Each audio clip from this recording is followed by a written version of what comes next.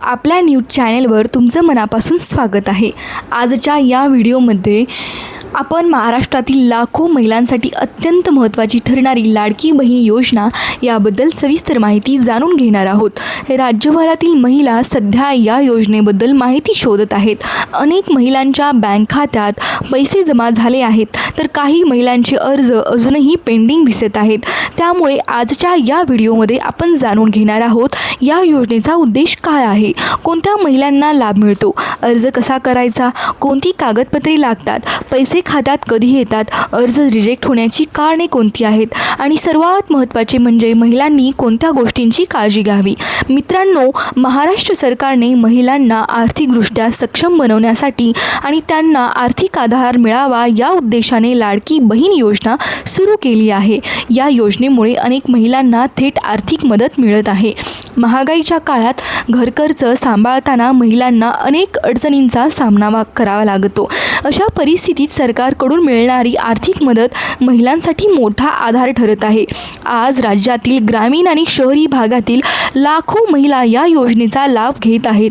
काही महिलांनी ऑनलाईन अर्ज केले आहेत, तर काहींनी सेतू सुविधा केंद्र किंवा CSC सेंटरच्या मदतीने फॉर्म भरले आहेत। सरकारकडून अर्जांची व्हेरिफिकेशन प्रक्रिया सुरू आहे आणि पात्र महिलांच्या खात्यात DBT म्हणजेच डायरेक्ट बेनिफिट ट्रान्सफरद्वारे पैसे जमा केले जात आहेत। आता सर्वात महत्त्वाचा प्रश्न, लाडकी बहीण योजनेचा लाभ नेमका कोणाला मिळतो? मित्रांनो, या योजनेसाठी काही पात्रता अटी असतात। महिला महाराष्ट्राची रहिवासी असणे आवश्यक असते। काही वेळा उत्पन्न मर्यादा आणि वयोमर्यादा देखील लागू असू शकते। त्यामुळे अर्ज करण्यापूर्वी अधिकृत माहिती तपासणे खूप महत्त्वाचे आहे। चुकीची माहिती भरल्यास अर्ज रिजेक्ट होण्याची शक्यता असते। आता आपण पाहूया या योजनेसाठी लागणारी महत्त्वाची कागदपत्रे।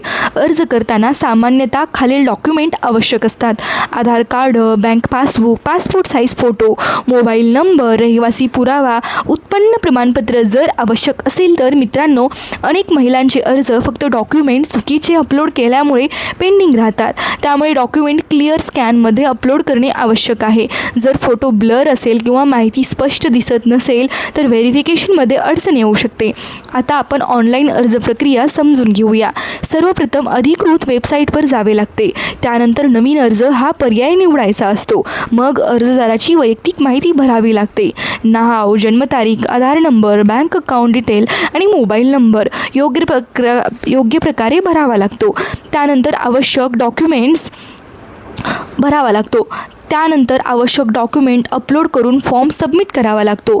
अर्ज सबमिट झाल्यानंतर ॲप्लिकेशन नंबर मिळतो। हा नंबर फ्युचरसाठी सेव्ह करून ठेवणे खूप महत्त्वाचे आहे, कारण पुढे स्टेटस चेक करण्यासाठी त्याची आवश्यकता असते। अनेक महिला ॲप्लिकेशन स्क्रीनशॉट सेव्ह करत नाहीत आणि नंतर स्टेटस चेक करताना अडचणी येतात। आता आपण जाणून घेऊया महिलांचे अर्ज रिजेक्ट का होतात। मित्रांनो, राज्यभरात अनेक महिलांचे अर्ज रिजेक्ट झाल्याच्या बातम्या समोर येत आहेत। त्यामागे काही कारणे आहेत। पहिले कारण म्हणजे आधार कार्ड आणि बँक अकाउंटमधील मिसमॅच। जर नाव किंवा जन्मतारीख वेगवेगळी असेल तर व्हेरिफिकेशन फेल होऊ शकते। दुसरे कारण म्हणजे डुप्लिकेट अर्ज। काही महिलांनी एकापेक्षा जास्त अर्ज केले आहेत, अशा परिस्थितीत सिस्टीम अर्ज रिजेक्ट करू शकते। तिसरे कारण म्हणजे चुकीची माहिती किंवा इनकम्प्लीट डॉक्युमेंट। त्यामुळे फॉर्म भरताना प्रत्येक माहिती काळजीपूर्वक तपासणे गरजेचे आहे।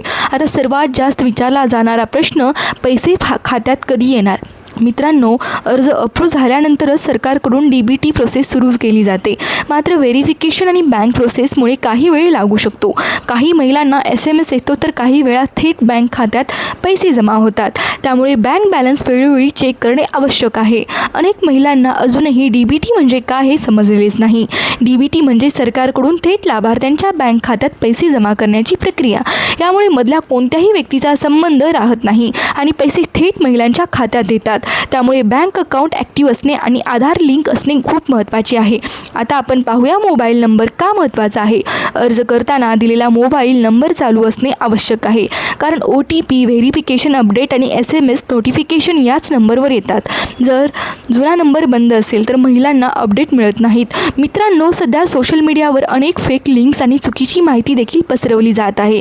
काही लोक तुमचा अर्ज अप्रूव्ह करून देतो, लगेच पैसे मिळवून देतो असे सांगून महिलांची महिलांची फसवणूक करत आहेत. त्यामुळे फक्त अधिकृत वेबसाईट आणि सरकारी माहितीवरच विश्वास ठेवा.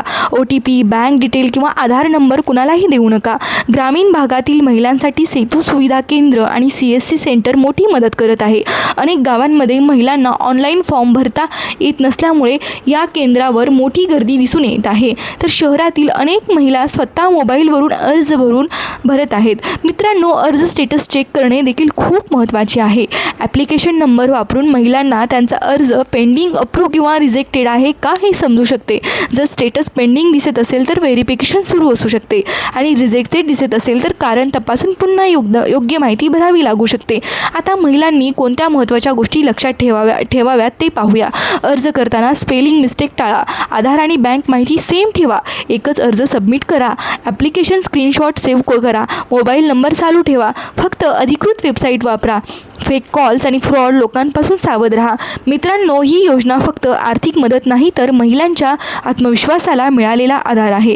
अनेक महिलांनी या योजनेमुळे घरखर्चात मदत झाल्याचे सांगितले आहे.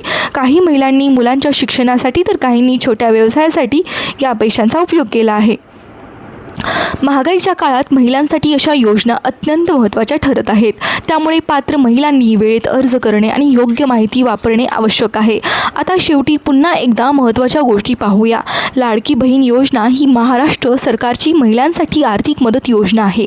अर्ज करण्यासाठी Aadhaar card, bank passbook, mobile number आणि इतर आवश्यक डॉक्युमेंट्स लागतात. अर्ज अप्रूव्ह झाल्यानंतर DBTद्वारे पैसे बँक खात्यात जमा होतात. चुकीची माहिती किंवा डुप्लिकेट अर्ज केल्यास फॉर्म रिजेक्ट होऊ शकतो. त्यामुळे अर्ज भरताना काळजी घेणे खूप महत्त्वाचे आहे. मित्रांनो, तुम्हाला ही माहिती उपयुक्त वाटली असेल तर व्हिडिओला लाईक करा, शेअर करा आणि आपल्या चॅनलला सबस्क्राईब करायला विसरू नका. कारण आम्ही दररोज सकाळी सरकारी योजना, महाराष्ट्रातील ताज्या बातम्या आणि महिलांसाठी महत्त्वाची माहिती घेऊन येत असतो. धन्यवाद.